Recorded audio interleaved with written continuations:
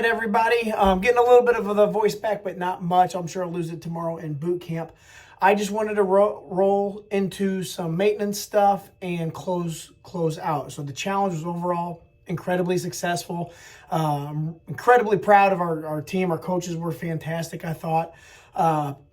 Hopefully you had a very good experience. I think a lot of members did. We lost a lot of weight, but I heard more than anything, which is what I truly get joy out of, guys, is people talking about how much better they feel. That's what it's all about. It's 100% what it's about. Everything falls back into place. If you feel good, you're going to be more disciplined. You're going to make better decisions. You're not going to crash as much. And we make poor decisions and we don't stick with the plan when we start getting when we get tired, lethargic, don't have any energy. So if we can bring energy to the table, everything else is a little bit easier, if that makes sense.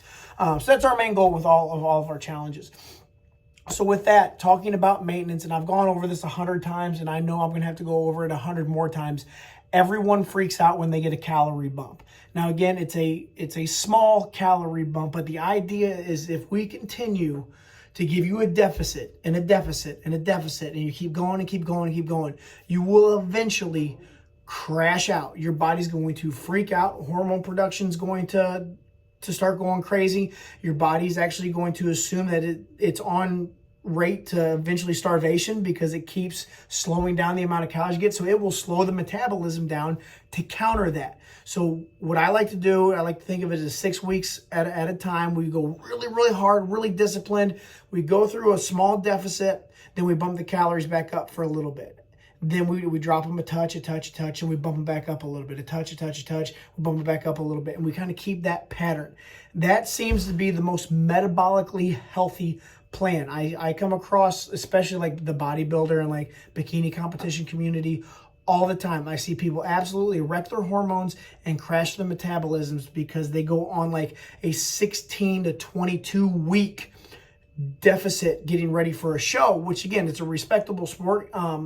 But it's very hard on the body, and I see tons of competitors, again, are in a world of hurt, and they balloon back up 2, 3, 4 weeks after their show, and everybody kind of looks at that world as like the healthy, in shape world, and it's actually the exact opposite. But I just like to bring that to light because a lot of people compare themselves or things to that because they think that's been a staple in being healthy and losing weight. That's a way to go about it. There's 100 ways to lose weight, guys, but we want to be efficient and we want to be healthy and we want to feel good. So that's my take on it. So if you get a little bump, you're going to get a little bump in those calories. You should get a touch more carbohydrates. And then with the maintenance program, we'll drop you about 2.5% for a couple weeks. And then your maintenance calories again will bump back up. So again, it's over 6 weeks. We try to lose. We jump up a little bit. We try to lose. We jump up a little bit. And then overall through, let's say a year, you started up here and you end all the way down here. But it's been a zigzag the whole way. We're not going to be a consistent drop the entire way through. And for those that are questioning, this is a graph, if that makes any sense to anybody. But that's my take on it. So here's what I do for maintenance. I feel really good doing this. I feel very strong doing this. I gave you guys that video of what I consider the top 15 foods.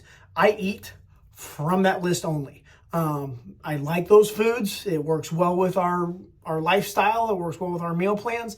But I stick with those foods. Now, if I were to be in a maintenance program, so for 6 weeks, I technically ate every single thing I ate was off of that list, besides 2 Oreos. I did have 2 Oreos during that 6-week challenge, and I didn't tell my coach about it. But that's another story. But that's how I like to go about it.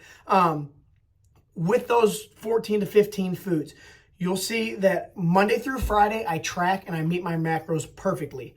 Saturday, I do not track anything, but I still eat from those 15 foods. When I eat from those 15 foods, I may eat more rice. I may eat more sweet potatoes. I may have a bigger ribeye.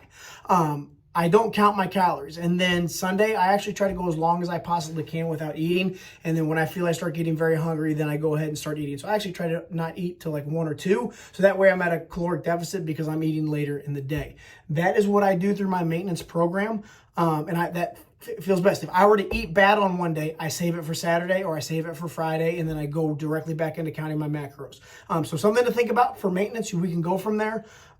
Just to give you an idea though, but that's a way of me staying on track without being tracking all day long. So if you guys got any questions, any concerns, reach out to us. We'll look forward to it, and then we will be wrapping it up and look forward to our next challenge come January. We're going to have an insane challenge. It's going to be the same order of operations, same procedure. We're going to use Trainerize and all that stuff, but we are going to bring a ton of content, a ton of info to give you guys to keep you healthier, stronger, happier, and all those good things. All right.